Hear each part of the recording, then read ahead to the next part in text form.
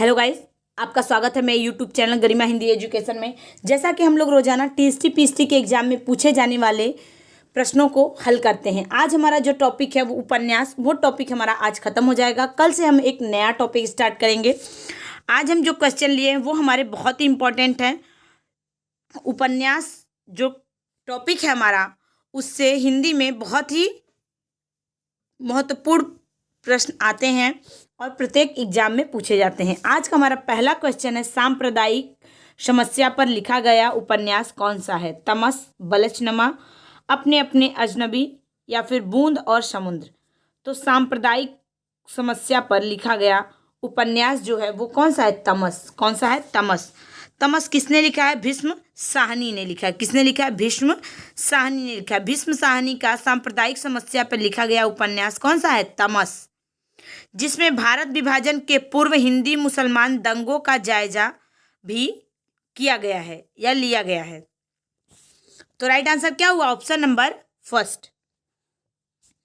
अगला क्वेश्चन है, निम्नलिखित रचनाओं में से या निम्नलिखित रचनाओं में कौन सी ऐसी पुस्तक है जो भारत पाकिस्तान विभाजन को लेकर नहीं लिखी गई है? हमें क्वेश्चन को क्या है, ध्यान से पढ़ना। नहीं लिखी गई है, ऐसा नहीं कि लिखी गई है तो पहला हो जाएगा तमस। नहीं, कौन सा नहीं है? तो पहला कौन सा है? तमस, आधा गांव, कितने पाकिस्तान या राग दरबारी। तो देखिए, तमस, आधा गांव, कितने पाकिस्तान, ये तीनों क्या है? ऐसी पुस्तक है जो भारत और पाकिस्तान विभाजन को लेकर लिखा गया है। लेकिन आधा गांव जो है वो क्या है? औपन्यासिक क्या है? रचना है जो किसने लिखा है? राग दरबारी। सॉरी, आधा गांव जो है वो क्या है? औपन्यासिक नहीं, वो क्या है? तमस, कितने पाकिस्तान, आधा गांव, ये सभी क्या है? तो भारत पाकिस्तान को लेके लिखा गया है। लेकिन राग दरबारी जो है वो किसकी रचना है? तो राग दरबारी रचना किसका है? श्रीलाल शुक्ल की रचना है। क्या है? श्रीलाल शुक्ल की रचना है, जो एक व्यंग उपन्यासकार है। कौन? श्रीलाल शुक्ल जो थे वो एक व्यंग उपन्यासकार हैं। उन्होंने ही लिखा है राग दरबारी। तमस किसकी रचना है? भीष्म साहनी की। आधा गांव किसका है? तो आधा गांव है राही मासूम रजा की। और कितने पाकिस्तान, ये है कमलेश्वर द्वारा रचित उपन्यास। अगला क्वेश्चन है, पाप और पुण्य के चिरंतन नैतिक प्रश्न को किस उपन्यास में प्रस्तुत किया गया है? सामर्थ्य और सीमा, चित्रलेखा, भूले बिसरे चित्र या आखिरी दाव। तो देखिए, पाप और पुण्य के चिरंतन नैतिक प्रश्न को किस उपन्यास में प्रस्तुत किया गया है? तो वो प्रस्तुत किया गया है चित्रलेखा में। किसमें? चित्रलेखा में। अब दूसरा क्वेश्चन हमारा बनता है कि चित्रलेखा लिखा किसने है? चित्रलेखा उपन्यास किसने लिखा है? तो चित्रलेखा उपन्यास किसने लिखा है? तो भगवती चरण वर्मा ने लिखा। किसने लिखा है? भगवती चरण वर्मा ने। तो राइट आंसर क्या हो गया? राइट आंसर हो गया ऑप्शन नंबर 2।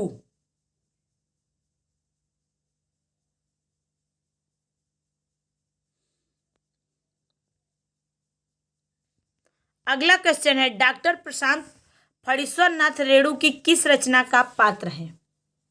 डॉक्टर प्रशांत फणीश्वर नाथ रेणु के किस रचना का पात्र हैं? प्रति परिकथा, कितने चौराहे, दीर्घ तपा या मैला आंचल। तो देखिए, डॉक्टर प्रशांत जो है वो मैला आंचल के क्या हैं? मैला आंचल के पात्र हैं।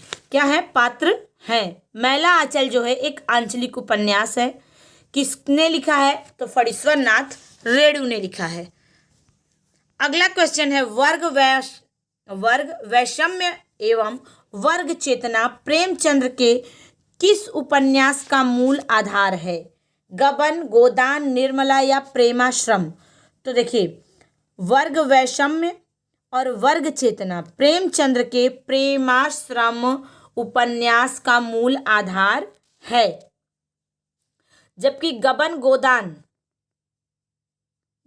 गोदान और निर्मला, ये तीनों किसने लिखा है? प्रेमचंद्र ने ही लिखा है। लेकिन प्रेमाश्रम जो है वो वर्ग वैषम्य और वर्ग चेतना को मूल आधार में रखकर लिखा गया है। प्रेमाश्रम उपन्यास गांधीवाद का क्या है, प्रभाव है। प्रेमचंद्र ने जो प्रेमाश्रम उपन्यास लिखा है उस पर गांधीवाद का क्या है, प्रभाव है। और एक महत्वपूर्ण बात, अगर हमसे पूछे कि हिंदी का पहला राजनीतिक उपन्यास कौन सा है तो वो है प्रेमाश्रम। अगला क्वेश्चन है, धनिया और झुनिया प्रेमचंद्र के किस उपन्यास के पात्र हैं, गबन, गोदान, कर्मभूमि या फिर प्रेमाश्रम। तो धनिया और झुनिया प्रेमचंद्र के किस उपन्यास के पात्र हैं तो वो है गोदान। किसके, गोदान। गोदान उपन्यास जो है इसके प्रमुख कई पात्र हैं, जैसे होरी, धनिया, झुनिया, गोबर, हीरा, शोभा और रूपा। ये सब क्या है, एक ही परिवार के हैं और एक क्या है, प्रमुख पात्रों में से एक है। अगला क्वेश्चन है, प्रेमचंद्र का कौन सा उपन्यास गांधीवाद से प्रभावित है, गोदान, कर्मभूमि, रंगभूमि या सेवा सदन। तो देखिए गोदान का प्रेमचंद्र का कौन सा उपन्यास गांधीवाद से प्रभावित है तो वो है रंगभूमि। कौन सा है, रंगभूमि। गांधीवाद नायक, देखिए रंगभूमि में गांधीवादी नायक सूरदास का व्यक्तित्व अनेक दृष्टियों से क्या है, महत्वपूर्ण है। किसने लिखा है, प्रेमचंद्र ने लिखा है। अगला क्वेश्चन है, अमरकांत प्रेमचंद्र के किस उपन्यास के पात्र हैं, प्रेमाश्रम, कर्मभूमि, गबन या सेवा सदन। तो देखिए अमरकांत जो है प्रेमचंद्र के किस उपन्यास के पात्र हैं तो वो है कर्मभूमि के। किसके, कर्मभूमि के। अगला क्वेश्चन है, जालपा हिंदी के किस प्रसिद्ध उपन्यास की नायिका है, प्रेमाश्रम, सेवा सदन, गबन या परीक्षा गुरु। तो जालपा जो है वो गबन उपन्यास की क्या है, नायिका है। जालपा मुंशी प्रेमचंद्र के द्वारा लिखे गए गबन उपन्यास की नायिका है। इस उपन्यास में जो प्रमुख पात्र हैं वो हैं रमानाथ, देवी दीन, रतन, जोहरा, दयानाथ, रमेश बाबू। ये सब क्या है, प्रमुख पात्र हैं।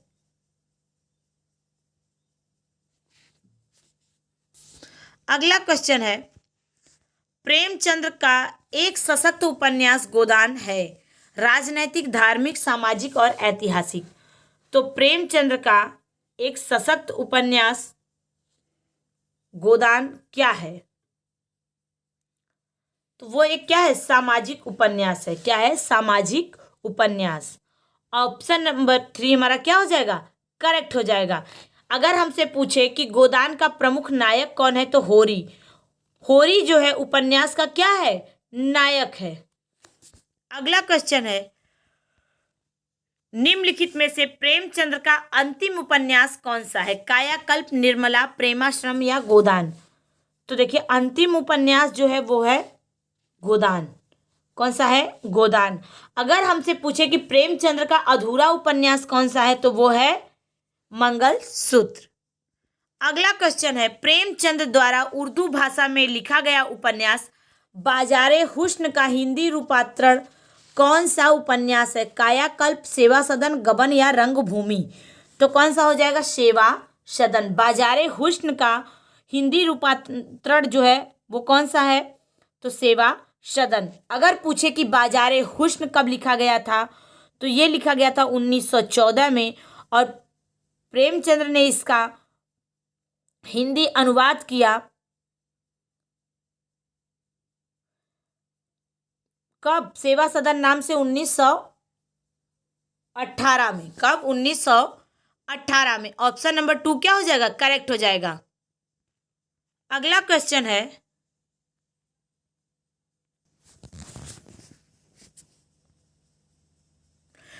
निम्नलिखित उपन्यासों का कालक्रम अनुसार सही विकल्प चिन्हित करें। तो सबसे पहले हमें देखना है कि किसकी रचनाएं, तो ये सभी रचनाएं किसकी हैं, प्रेमचंद्र की हैं। किसकी हैं, प्रेमचंद्र की हैं। तो सबसे पहले कौन सी लिखी गई थी,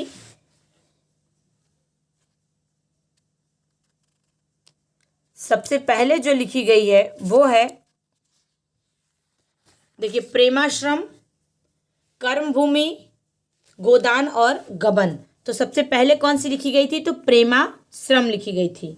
कौन सी लिखी गई थी? प्रेमाश्रम। कब? 1922 में। कब? 1922 में। फिर लिखा गया था गबन। गबन कब लिखा गया था? तो 1931 में। कब? 1931 में। फिर आता है आपका कर्मभूमि। कर्मभूमि कब लिखा गया था? 1932 में। और गोदान जो है सबसे आखिरी था, तो वो लिखा गया था 1936 में। तो राइट आंसर क्या हुआ? Option number 3।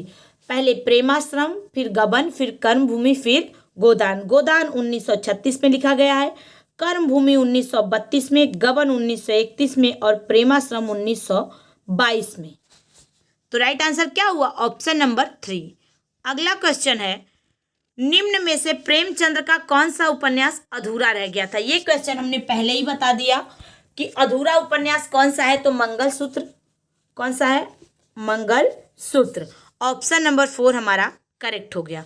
अगला क्वेश्चन है, निम्नलिखित में से उपन्यास और उसमें वर्णित समस्या का एक युग्म सुमेलित नहीं है।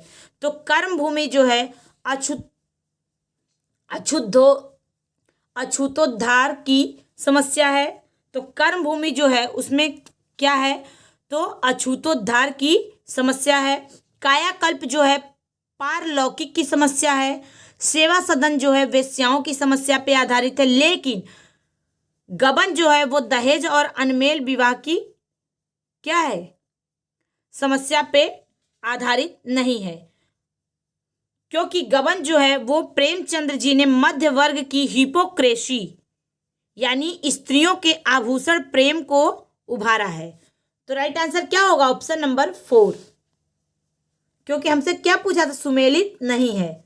सुमेलित नहीं है वो है गबन। अगला क्वेश्चन है, वीरांगना नामक उपन्यास के रचयिता कौन है? जयशंकर प्रसाद, राम नरेश त्रिपाठी, जगन्नाथ रामधारी सिंह दिनकर। वीरांगना नामक उपन्यास के रचयिता कौन है? तो राम नरेश त्रिपाठी है। कौन है? राम नरेश त्रिपाठी। ऑप्शन नंबर क्या हो जाएगा? 2 हमारा करेक्ट हो जाएगा।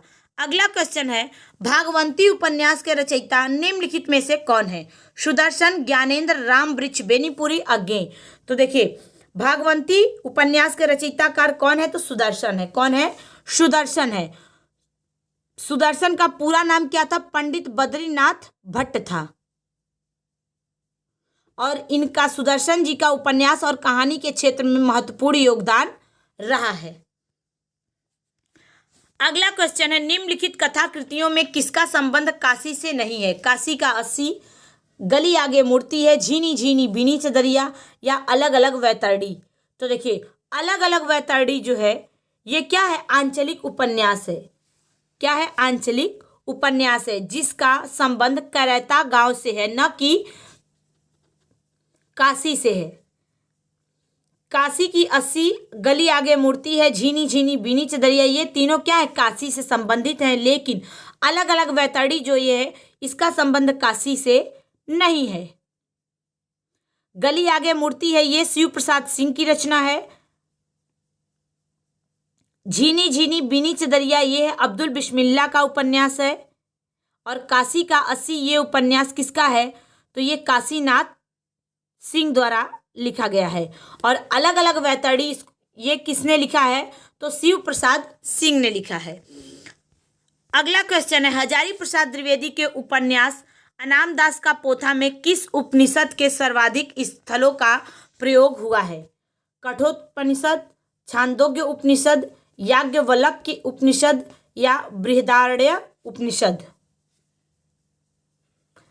तो देखिए, हजारी प्रसाद द्विवेदी के उपन्यास अनाम दास के पोथा में किस उपनिषद का सर्वाधिक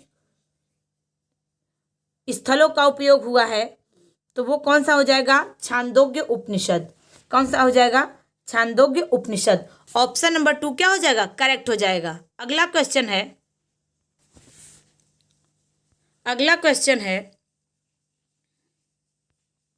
सेवा सदन का प्रकाशन वर्ष क्या है?